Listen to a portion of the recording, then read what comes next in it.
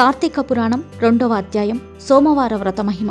జనక మహారాజా, కార్తీక మాస మహిమ విన్నవారికి మనోవాక్కాయ కర్మల నుండి మోక్షం కలుగుతుంది. కార్తీక మాసంలో సోమవార వ్రతం ఆచరించేవాడు పరమశివుని అనుగ్రహానికి పాత్రుడై శివ సాయుధ్యాన్ని పొందుతాడు.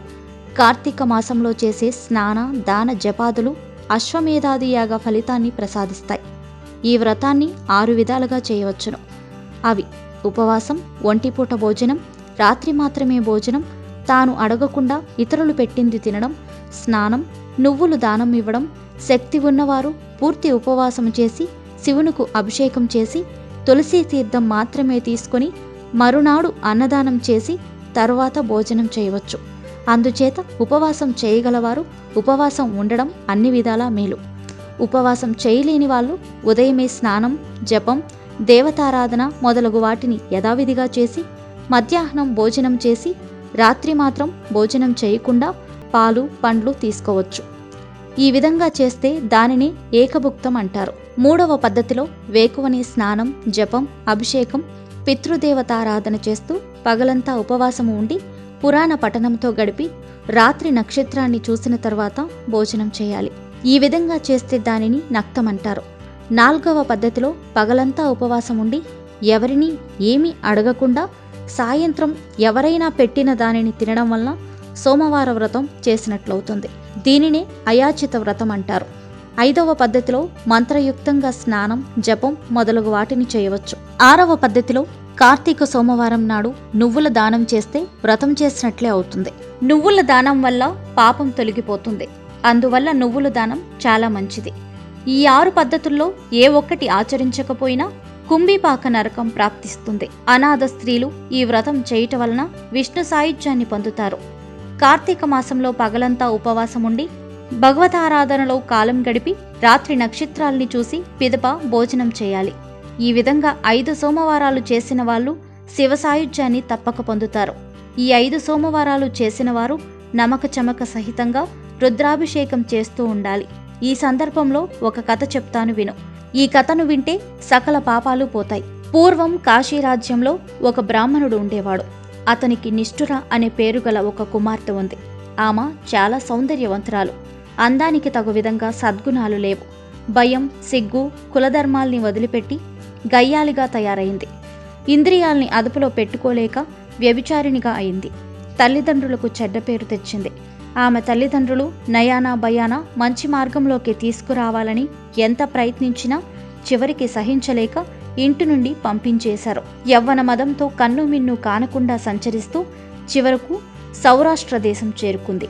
సౌరాష్ట్ర దేశంలో వేదాలు, వేదాంగాలు చదువుకొని నియమనిష్టలతో మంచి సద్గుణాలతో విరజిల్లుతూ మిత్రశర్మ అనే పండితుడు ఉండేవాడు. అతని మనసు వెన్న వంటిది. అతనికి దురదృష్టవశాత్తు నిష్ఠురను చూడడం జరిగింది. ఆమె అందచందాలకు ముగ్ధుడైపోయాడు. ఆమె గుణగణాలు గమనించకుండా మనసిచ్చి పెళ్లి చేసుకున్నాడు. పరిణయం 10 పదుల పంట అనే మాట కూడా అతనికి గుర్తురాలేదు. కొంతకాలం వాళ్ళు కులాసాగా కాలం గడిపారు. భర్త మంచితనాన్ని, దయార్థ హృదయాన్ని నిష్ఠుర గమనించలేకపోయింది. పుట్టుకతో వచ్చిన బుద్ధి పుడకలతోనే పోతుంది అన్నట్లు తన వ్యభిచార బుద్ధిని వదిలిపెట్టలేకపోయింది. ఆమె ప్రవర్తన అత్తమామలు భరించలేక కొడుకుకి చెప్పారు. తన భార్య మీద మమకారంతో మిత్రశర్మ ఏమీ అనలేకపోయేవాడు. అభిమానం అడ్డు రావడం వలన ఇక చేసేది లేక అత్తమామలు ఇల్లు విడిచిపోయారు. అత్తమామలు ఇల్లు విడిచిన పిదప నిష్ఠురకు పూర్తి స్వేచ్ఛ, స్వాతంత్రము లభించి ఆమె ఆగడాలకు అంతులేకుండా పోయింది. ఆమె చేసే పనులు భరించలేక భర్త ఒక మాటంటే ఆమె తిరిగి మాటలనడమే కాకుండా దండించేది. తనను ఎంతో ప్రేమగా చూసుకుంటున్నాడనే జ్ఞానం కానీ, దయ కానీ లేకుండా భర్తను చిత్రహింసలు పెడుతూ ఉండేది. ఆ బ్రాహ్మణుడు పడరాని పాటలు పడుతూ గృహస్థ ధర్మానికి ఎక్కడ లోపం వస్తుందేమో అని భయంతో ఆమెని విడిచిపెట్టలేకపోయాడు. అతడు ఎంత నిర్లిప్తంగా ఉంటున్నప్పటికీ తన స్వేచ్ఛా విహారానికి నిష్ఠురకు అడ్డుగా కనిపించాడు. భర్తను తన పనికి అడ్డు తొలగించాలని నిర్ణయానికి వచ్చింది. ఒకనాడు మిత్రశర్మ నిద్రపోతూ ఉండగా ఒక పెద్ద బండ తెచ్చి వాని తల పగలగొట్టి శవాన్ని నూతిలో పారవేసి ఏమీ ఎరుగనట్లు నిశ్చింతగా విటులతో ఆటపాటలతో కాలం గడుపుతూ ఉంది. వ్యభిచారాన్ని వృత్తిగా పెట్టుకున్న నిష్ఠుర తన అండదండల కోసం కొంతమంది స్త్రీల మనసులు కూడా విరిచివేసి తన దారికి తెచ్చుకుంది. ఆమెలో మంచి గుణం ఎంత వెతికినా కనపడదు. ఇతరుల్ని నిందించటం ఉగ్గుపాలతో వచ్చిన విద్య అయింది. కలలో కూడా భగవంతుని తలంచటం కానీ గుడికి వెళ్లడం కానీ చేయలేదు. భూతదయ, పశ్చాత్తాపము ఆమెలో కనిపించదు. విద్యావేత్తలను, పండితులని వెక్కిరిస్తోంది. కొంతకాలానికి ఆమెకు ముసలితనము ప్రవేశించి అనారోగ్యానికి గురైంది.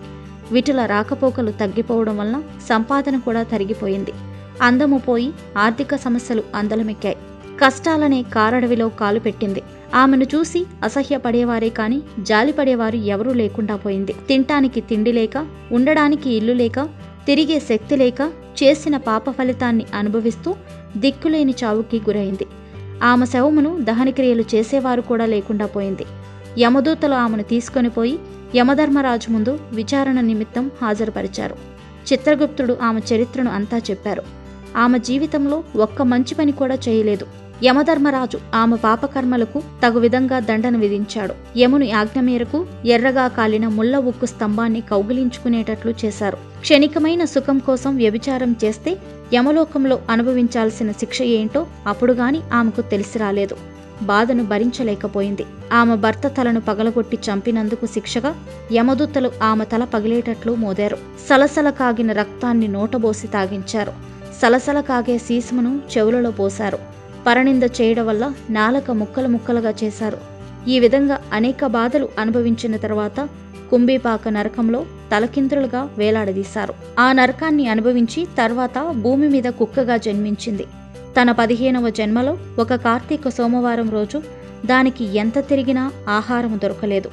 ఆ రోజు కార్తీక సోమవారం కావడం వలన ఒక బ్రాహ్మణుడు పగలంతా ఉపవాసముండి రుద్రాభిషేకం కావించి పురాణ పఠనముతో పొద్దు గడిపి నక్షత్ర దర్శనము చేసుకుని తర్వాత బలి అన్నం బయట వేసి కాళ్ళు చేతులు కడుక్కొని లోనికి వెళ్ళాడు. ఆకలితో నకనకలాడుతున్న ఆ కుక్క బలి అన్నం చూడగానే దాని మీదకు దుమికి తినడం మొదలుపెట్టింది.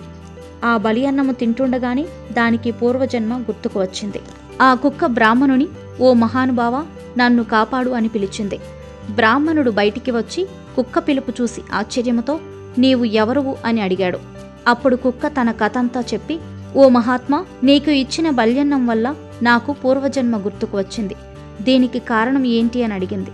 అప్పుడు ఆ బ్రాహ్మణుడు దివ్యదృష్టితో విషయమంతా గ్రహించి, ఓ శుచి, ఈరోజు కార్తీక సోమవారం కదా, నీవు పగలంతా ఆహారము దొరకక ఉపవాసం చేసి నక్షత్ర దర్శన అనంతరము నక్త భోజనము చేశావు. దానికి కారణంగా నీకు పూర్వజన్మ గుర్తుకు వచ్చింది. నిప్పు తెలిసి పెట్టినా తెలియక ముట్టినా కాలే విధంగా నీకు నక్తభోజనము మహత్యం తెలియకపోయినా దానిని చేసిన ఫలితము నీకు దక్కింది అని ఆ బ్రాహ్మణుడు చెప్పెను.